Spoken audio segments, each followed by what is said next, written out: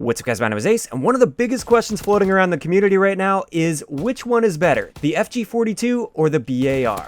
Both of these rifles are excellent, they both have a 3-shot kill potential, they have a great time to kill, and I can see already a lot of competitive players are picking these up. Today we're going to be doing a side-by-side comparison of all of the important stats of these weapons. Keep in mind at this point, all the stats in this video are hand-tested, so they aren't the hard-coded stats yet. We don't have access to those, but I was very precise and very meticulous with my testing, so I'm quite confident in the accuracy of these stats. It's just with some of them, they are going to be rounded because I'm only recording at 60 frames per second.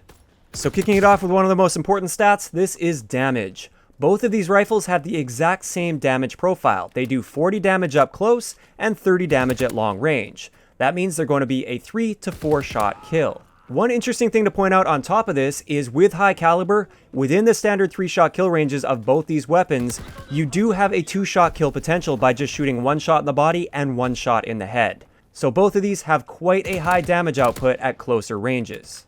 One of the big things that separates these two guns is the rate of fire.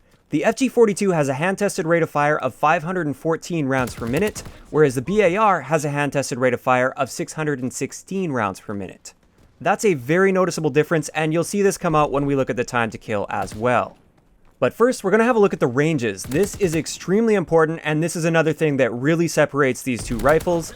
The FG42 has a 1500 inch or 37.5 meter 3-shot kill potential, which is a great 3-shot kill range. Most of your gunfights are going to be well within this range.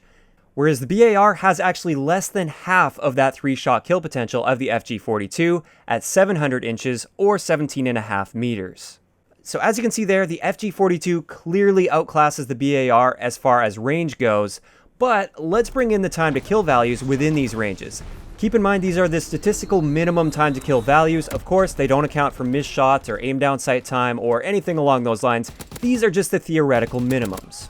As you can see here, within the 3-shot kill potential, the BAR definitely outclasses the FG42 with a 195 millisecond time to kill. But when you get within that window between the BAR's maximum 3-shot kill range and the FG42's maximum 3-shot kill range, this is where the FG42 shines over the BAR. It does beat out the time to kill within these ranges. Beyond that though, when we get into the 4-shot kill range and beyond for the FG42, the BAR once again comes out on top and has a faster time to kill, but at this point, this is where recoil really starts to come in. So let's have a look at our recoil comparison between these two weapons. Both of them are actually pretty accurate for full auto rifles. Having said that, the FG42 definitely comes out on top in this scenario. It's got primarily vertical recoil with the odd bullet that's going to kick horizontally. But for the most part, it's pretty vertical and therefore pretty predictable, whereas the BAR tends to bounce around a bit more and it's slightly less predictable. Moving on to idle sway, this is also very important when we're considering those longer range shots. This is how much your gun sights will move when you're aiming down sight. The BAR definitely has more idle sway than the FG42, or at least a higher idle sway speed. Looks like the magnitude is a little bit bigger as well, but once again, the FG42 does come out on top in this scenario. This is also a good time to take a look and compare the iron sights. Personally, I think the iron sights are great on both of these, but I definitely prefer the iron sights on the BAR over the FG42. Now the last stat that seems to separate these two rifles is the reload time. Our reload add time with the FG42 is 1.8 seconds, whereas our reload time with the BAR is just 1.4 seconds.